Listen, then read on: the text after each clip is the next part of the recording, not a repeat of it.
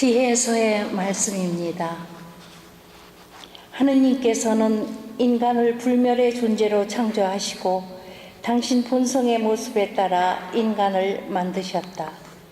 그러나 악마의 시기로 세상에 죽음이 들어와 죽음에 속한 자들은 그것을 맛보게 된다. 의인들의 영혼은 하느님의 손안에 있어 어떠한 고통도 겪지 않을 것이다. 어리석은 자들의 눈에는 의인들이 죽은 것처럼 보이고 그들의 말로가 고난으로 생각되며 우리에게서 떠나는 것이 파멸로 여겨지지만 그들은 평화를 누리고 있다.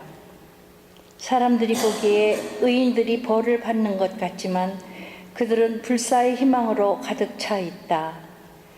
그들은 단련을 조금 받은 뒤 은혜를 크게 얻을 것이다. 하느님께서 그들을 시험하시고 그들이 당신께 맞가진 이들임을 아셨기 때문이다.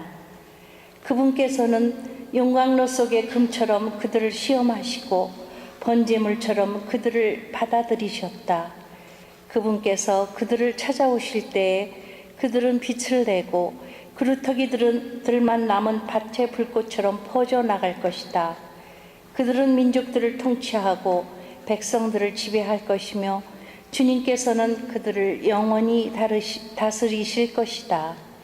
주님을 신뢰하는 이들은 진리를 깨닫고 그분을 믿는 이들은 그분과 함께 사랑 속에 살 것이다.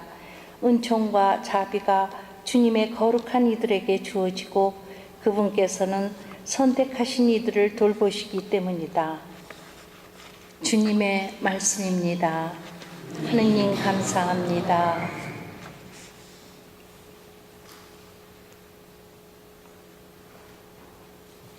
나 언제나 주님을 찬미하리라. 나 언제나 주님을 찬미하리니 내 입에 늘 찬양이 있으리라. 내 영혼 주님을 자랑하리니 가난한 이는 듣고 기뻐하여라. 주님의 눈은 의인들을 뽑으시고 그분의 귀는 그 부르짖음 들으신다. 주님의 얼굴은 악행을 일삼는 자들에 맞서 그들의 기억을 세상에서 지우려 하시네. 의인들이 울부짖자 주님이 들으시어 그 모든 공경에서 구해 주셨네. 주님은 마음이 부서진 이를 가까이 하시고 영원히 짓밟힌 이를 구원해 주신다. 할렐루야. 주님이 말씀하신다. 누구든지 나를 사랑하면 내 말을 지키리니 내 아버지도 그를 사랑하시고 우리가 가서 그와 함께 살리라. 할렐루야.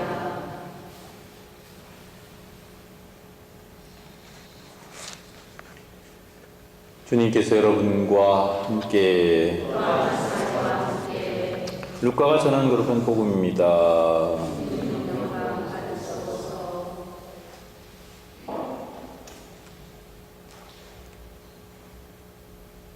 그때 주님께서 말씀하셨다. 너희 가운데 누가 밭을 갈거나 양을 치는 종이 있으면 들에서 돌아오는 그 종에게 어서와 식탁에 앉아라 하겠느냐? 오히려 내가 먹을 것을 준비하여라. 그리고 내가 먹고 마시는 동안 허리에 띠를 매고 시중을 들어라. 그런 다음에 먹고 마시라 하지 않겠느냐? 종이 분부를 받은 대로 하였다고 해서 주인이 그에게 고마워하겠느냐? 이와 같이 너희도 분부를 받은 대로 다 하고 나서 저희는 쓸모없는 종입니다. 해야 할 일을 하였을 뿐입니다. 하고 말하여라.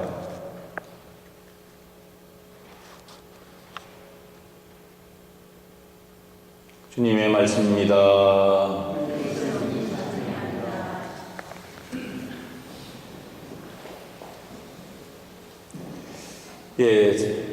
제가 좋아하는 성경 구절이 몇 가지가 있는데 그 중에 한 가지가 오늘 복음에 나온 것처럼 저희는 쓸모없는 종입니다. 해야 할 일을 하였을 뿐입니다. 라는 이 구절입니다. 그래서 저희라고 하는 것은 복수이기 때문에 저는 그냥 단수를 써서 저는 쓸모없는 종입니다. 해야 할 일을 하였을 뿐입니다. 이렇게 이야기한다면 이 성경 구절을 읽고 나면 왠지 마음이 편안해집니다. 뭔가를 다 잘했기 때문에 다 하고 나서 느끼는 그런 성취감과 만족감이 아니라 그저 부족하고 여러 가지로 쓸모없는 그런 역할을 하지만 그래도 최선을 다해서 하고 있다라는 것에 대한 어떤 나름대로의 위안이라고 할까? 아니면 굳이 그렇게 잘 보여야 되고 좋은 평가를 받아야 될 필요가 없다는 것에 대한 인식, 뭐 이런저런 생각으로 인해서 마음이 편안해집니다. 이제 한 2달 후면은 제가 신부된 지도 이제 24년이 되는데 그동안 이렇게 살아오면서 여러 가지를 생각해 보지만 결론은 단 한 가지, 그것은 감사함인 것 같습니다. 정말 처음에 출발할 때는 세상의 모든 일을 다 할 수 있을 것 같았고 또 못할 일이 없을 것 같이 그런 자신감과 그런 어떤 패기로 시작을 했지만 살면서 느끼게 되는 한계, 특별히 제 자신에 대한 부족함에 대한 그런 한계를 뼈저리게 느끼게 되면서 때로는 그것 때문에 많은 열등감과 고뇌를 느끼기도 했습니다. 그리고 이런저런 평가에 마음이 쓰이기도 했고 또 그로 인해서 뭔가 편안치 않은 마음을 가진 적도 있었습니다. 하지만 이제 와서 생각해보면, 돌이켜놓고 생각해보면 그 모든 일들도 다 감사한 일이고 무엇보다도 내가 스스로 부족하고 한계가 있는 사람이라는 사실을 너무나 자연스럽게 편안하게 받아들일 수 있게 된 것에 대해서 특별히 감사를 드립니다. 그래서 사실은 뭐 우리가 살아가면서 남의 이야기에 대해서도 귀를 기울여야 하고 관심을 가져야 하지만 때때로는 남의 이야기에 시시비비가 가려지고 일비하는 그런 삶을 살다 보면 도대체 자기 중심이 없어지고 또 남을 자꾸 의식하면서 살게 돼요. 그래서 칭찬하는 사람들의 말을 듣게 되면 공연히 우쭐한 그런 기분이 들기도 하고 또 비난하거나 뭐 그런 사람들의 이야기를 듣게 되면 왠지 위축이 되고 어깨가 축 늘어지고 마음이 불편해지는 그런 것이 있는데 그 모든 두 가지를 다 버리고 나면 편안한 거예요. 그냥 뭐 그렇다고 해서 게으르거나 혹은 뭐 나태하게 살고 싶은 마음은 없지만 그냥 내가 자연스럽게 내가 할 수 있는 만큼만 하고 살면 되겠다. 너무 큰 기대나 욕심도 필요 없다. 그런 생각을 합니다. 오늘 복음에 보면 오늘날에 보면 좀 받아들이기 좀 어려운 상황이긴 해요. 왜냐하면 오늘날에는 종이라는 제도가 없고 또 종이 그 주인의 말에 죽고 사는 그런 존재로서 남아있지 않기 때문에 그렇죠. 그렇지만 오늘 복음에 보면 이렇습니다. 누가 밭을 갈거나 양을 치는 종이 와서 집에 돌아왔는데 야, 밥 먹어라 그렇게 이야기하겠느냐. 너 내 먹을 거 준비하고 먹는 동안 시중을 들어라 그렇게 말하지 않겠느냐. 또 종이 할 짓을 다 했다고 해서 고마워할 게 뭐가 있겠느냐.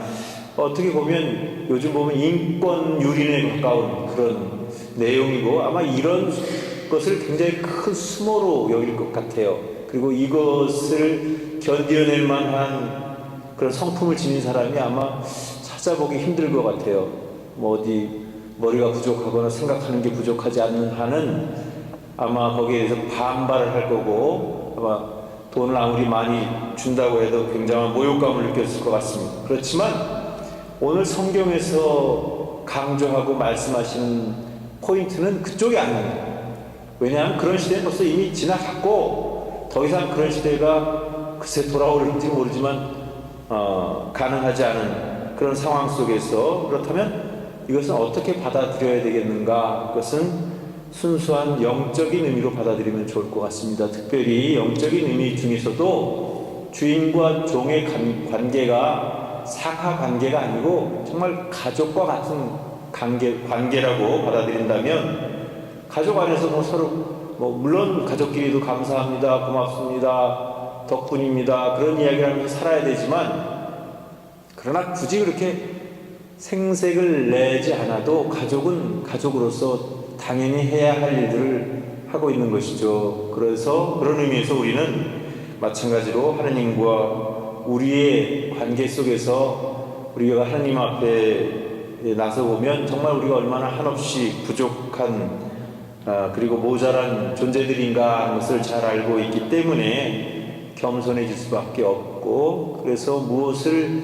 요구하기에 앞서서 정말 나와 함께 살고 있는 사람들의 삶에 대해서 관심을 가지고, 또 내가 할 수 있는 한 그들에게 좋은 그런 모습을 보이고, 또 도와줄 수 있으면 도와주고, 그렇게 함께 할 수 있는 그런 삶을 살고 나서 난 너무나 큰일을 했다 그렇게 생각하기보다는 그저 할 일을 했을 따름입니다 라는 그런 마음가짐으로 살아갈 때 가장 마음이 평화롭고 편안하고, 또 굳이 잘하려고 노력하지 않아도 된다는 것. 길을 쓰고 하는 이유는 뭔가 출세하려고 하고 뭔가 높은 데로 올라가려고 하고, 그러니까 길을 써야 되죠. 그런데 굳이 출세하고 높은 데 올라가지 않아도 우리는 얼마든지 행복하고 얼마든지 감사하고 얼마든지 만족할 수 있는 삶을 살 수 있는 겁니다. 그래서 그런 의미에서 겸손한 삶, 그리고 드러내거나 자랑하지 않아도 그냥 자기 스스로 자족할 수 있고 만족할 수 있는 삶, 이것이 바로 우리가 살아가야 될 삶이 아닌가 하는 생각이 듭니다.